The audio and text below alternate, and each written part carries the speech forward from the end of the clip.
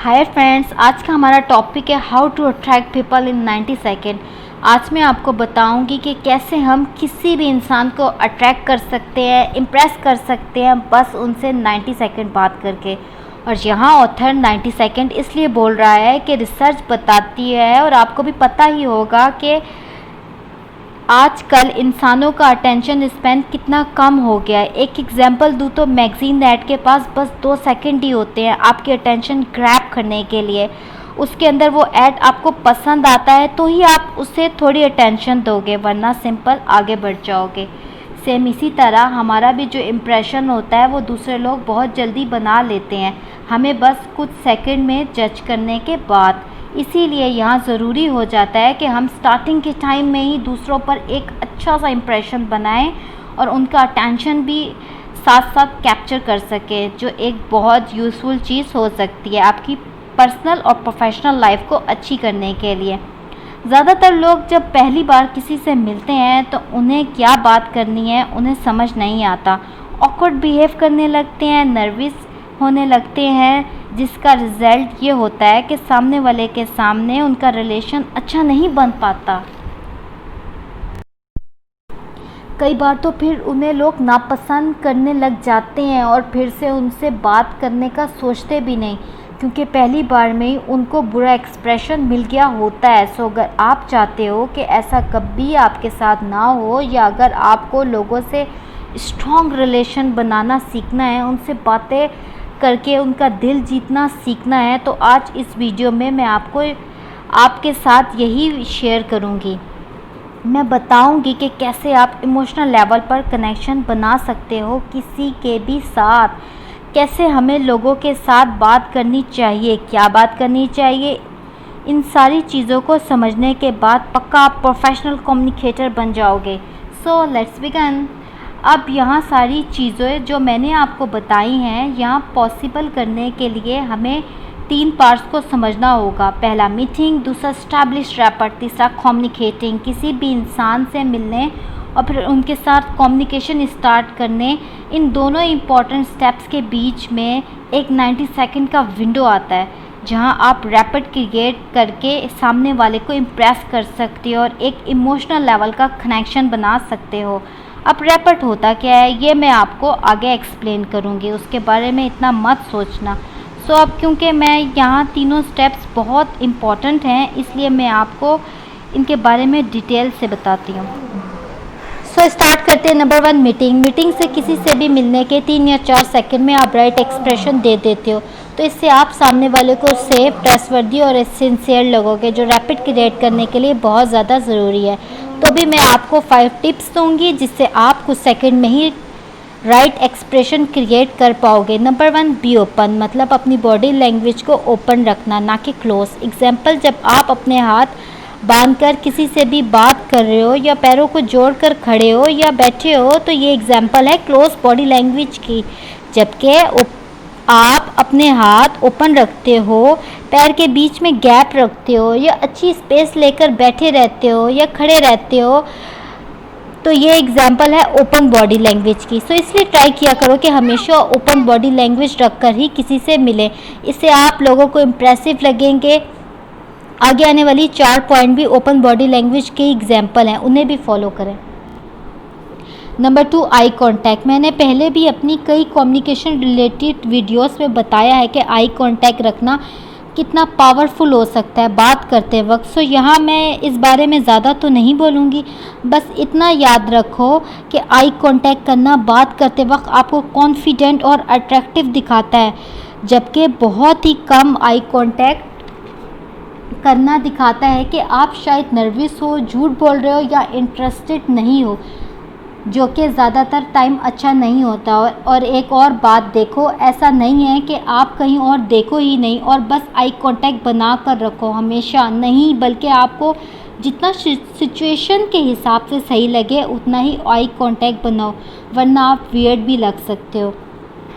Number 3, beam. Beam मतलब एक original smile करने के बाद आपको क्या करना चाहिए, ये चीज़ आपको पॉजिटिव एटीट्यूड रिफ्लेक्ट करेगी और आपको एक फ्रेंडली स्माइल देनी चाहिए, ना कि क्रीपी वाली। Number 4, greeting.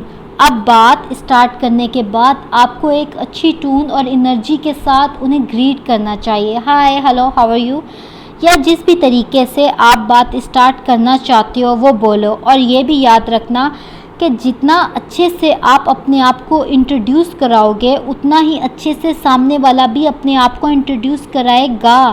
اور ایک اور بات، یہ ایک اچھا بھی ٹائم ہوتا ہے سامنے والے سے ان کی انفارمیشن جاننے کا. ایگزامپل، اگر آپ کسی سے مل کر بولو گے ہلو تو سامنے والا بھی یقیناً اتنا ہی رپلائی دے گا ہلو یا ہائے بول کر، بس پھر چپ ہو جائے گا جو چیزوں کو آکورڈ بنا سکتا ہے. ایگزامپل، میرا نیم زرتاشا ہے اور میں ایک یوٹیوبر ہوں تو آپ کو بھی سامنے سے اتنا ہی رپلائی آئے گا.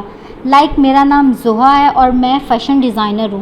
میں جانتی ہوں یہ ایگزامپل بیسٹ نہیں ہے لیکن آپ کو سمجھ آ گئی ہوگی. جتنا آپ اچھے سے اپنے آپ کو انٹروڈیوس کراؤ گے اتنا بڑا آپ کو رپلائی ملے گا جس کی مدد سے آپ بات کو آگے بڑھا سکتے ہو. نمبر 5، لین بات کرتے وقت مطلب سامنے لین کرنا، مطلب جھکنا، زیادہ نہیں بلکہ تھوڑا سا. یہ چیز سامنے والے کو دکھاتی ہے آپ ان میں انٹرسٹڈ ہو اور اوپن ہو، سو آپ یہ بھی کر سکتے ہو. دوسرا پارٹ آتا ہے اسٹیبلش ریپٹ. یہ پارٹ تینوں پارٹ میں سے سب سے زیادہ امپورٹنٹ ہے کیونکہ آپ یہاں لوگوں سے مینٹل اور ایموشنل لیول پر ڈیپ کنیکشن بنا پاؤ گے جس کی وجہ سے ہی لوگ آپ کو پسند کرنے لگیں گے ایک الگ ہی لیول پر. کیونکہ جیسے کہ آپ کو پتہ ہی ہوگا کہ ہم ہیومن ایموشنل ہوتے ہیں جو موسٹلی مائنڈ سے نہیں دل سے ڈیسیزن لیتے ہیں، اور ہمیں ریپٹ فارم کرنا ہمیں وہ ایموشنل کنیکشن بنانے میں ہمیں وہ ہیلپ کرتا ہے دوسروں کی فیلنگس اور ایموشنز کو سمجھتے ہوئے. سو ابھی میں آپ کو اسٹرانگ ریپر بلڈ کرنے کے لیے کچھ پوائنٹس بتاؤں گی. Number 1، attitude. کبھی کبھی دیکھو ایسا ہوتا ہے آپ کسی کلوز فرینڈ یا فیملی ممبر سے بات کر رہے ہوتے ہو تبھی آپ کو ریئلائز ہوتا ہے وہ سیڈ ہیں یا غصے میں ہیں. آپ ان سے پوچھتے ہو کہ کیا ہوا ہے تو وہ آگے سے جھوٹ کی اسمائل کر کے بولتے ہیں ارے یار کچھ بھی نہیں، جس پہ آپ کو یقین نہیں ہوتا اور بعد میں آپ کو پتہ چلتا ہے ہاں آپ صحیح تھے. ہمیں کوئی تو ریزن کی وجہ سے پتہ چل جاتا ہے کہ وہ جھوٹ بول رہے تھے، پر آپ نے کبھی سوچا ہے کہ ہمیں ایسا کیسے پتہ چل جاتا ہے بنا ان کے بولے؟ تو اس کا آنسر ہے ان کے ایٹیٹیوڈ سے. کیونکہ دیکھو ہمارا جو ایٹیٹیوڈ ہوتا ہے وہ ڈائریکٹلی امپیکٹ کرتا ہے ہمارے مائنڈ پر جو پوری طرح سے کنیکٹڈ ہے ہماری باڈی کے ساتھ. اسی لیے ہوگا کیا کہ آپ کو ایٹیٹیوڈ ہی غصے والا رہے گا تو آپ کتنا بھی پیار سے بات کرنے کی کوشش کر لو، غصہ آپ کے فیشل ایکسپریشن سے، وائس ٹون سے اور باڈی لینگویج سے لوگوں کو سمجھ آ جائے گا جو آپ کو ریپٹ بلڈ کرنے نہیں دے گا.